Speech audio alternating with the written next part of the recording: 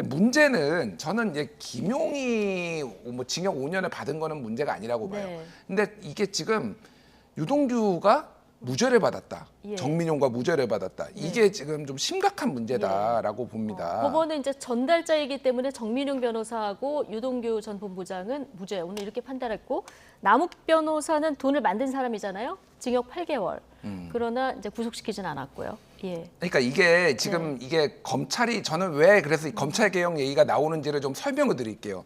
검찰이 어떻게 기소를 했냐면은 네. 그러니까 김용은 뭐 돈을 받은 사람이니까 당연히 수수한 사람으로 기소를 했잖아요. 그리고 남욱 같은 경우에는 이게 그 흐름이 그러니까 어떻게 됐냐면은 남욱이 업자니까 돈을 만들고 그거를 정민용하고 유동규를 거쳐가지고 김용한테 갔다라고 이제 보는 거고 그거 다 인정을 했거든요. 네. 근데 기소를 어떻게 했냐면은 정민용하고 유동규를 수수공범으로 기소를 했어요. 돈을 받은 사람으로. 예.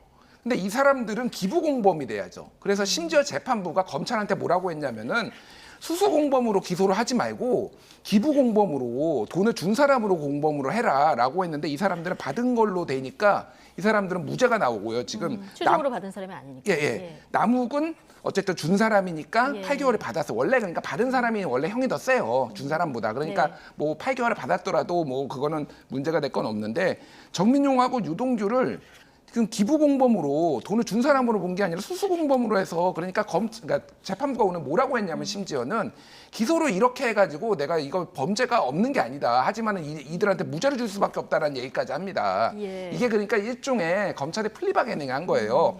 네가 유동규 아주 나쁜 놈이지만은 자백을 했으니까 너를 수수공범으로 해가지고 너를 무죄를 만들어줄게라고 한 거랑 마찬가지입니다. 그러니까 예. 이게 정의로운 검찰인가요? 그러니까 검찰이 맨날 이런 식이에요. 예를 들면은 김건희 여사 그러니까 모친 그 잔고증명, 은행 잔고증명도 위조죄만 기소를 하고 행사죄는 기소를 안 했어요. 행사죄가 훨씬 더 세거든요. 그러니까 이런 식으로 자의적으로 기소를 하니까 이게 문제가 되는 겁니다. 그래서 저는 뭐 김용이 5년을 받은 게 문제가 아니라 이런 식으로 검찰이 장난을 하면 안 된다. 이거는 제대로 다시 바로잡아야 된다. 네. 예, 이렇게 좀 말씀드리겠습니다. 자, 검찰이 유동규 전 본부장에 대해서 좀 봐주기 기소를 한 게 아니냐 이런 지금 지적을 해주셨는데요. 대장동 일당의 주요 행위자였는데 심경의 변화를 일으켜서 진술하게 된 사람이잖아요.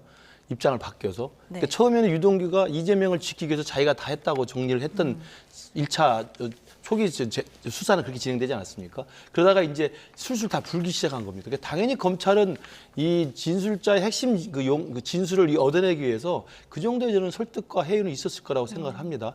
그러나 이게 이제 기소하는 과정에서 말씀하신 것처럼 이걸 준 사람인데 받은 사람으로 엉뚱하게 기소를 해서 무죄를 나오게 했다라고 하는 부분들은 뭐 사실 확인을 해봐야 될 것 같습니다만 저는 그렇다고 해서 이게 이재명 대표로 향하던 8억 6천여만 원의 어떤 그 대선 자금, 대선 경선 자금과 뇌물, 특히 이제 이번에 무죄로 성남시 의원일 때 이른바 업자로부터 받았다는 뇌물 중에서 7천만 원만 인정을 하고 1억은 무죄랬는데 네. 그 1억이 무죄로 했던 재판부의 판결문은 뭐냐면 그 1억은 김용이 받은 게 아니라 네. 당시 이재명 시장의 재선을 위한 자금으로 썼던 것이기 때문에 무죄라고 봅니다. 그래서 이제 공소장 변경하겠다 오늘 그렇습니다. 검찰이 그러니까 그렇게 오히려 얘기했는데요. 그런 더 큰 예. 이재명 대표의 더 큰 범죄들에 대해서 1심 재판부가 상당히 많은 유죄 판결을 내리고 있다는 점에 저는 훨씬 더 중요하게 봐야 되고요.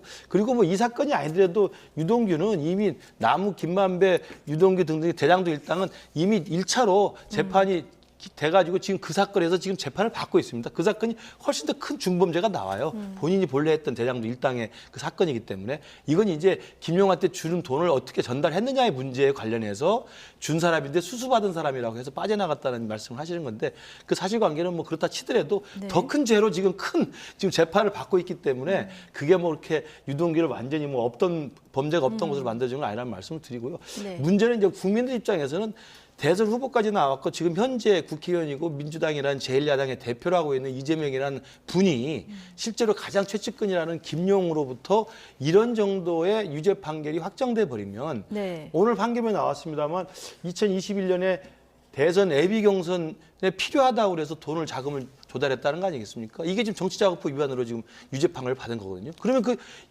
김용이 받았다는 그 수억 원의 돈을 김용이 어떻게 썼겠습니까? 자기 개인적인 뭐 호사를 위해 썼겠습니까? 당연히 당시에 이재명 당시 당내 경선을 예. 위해 썼던 것이죠.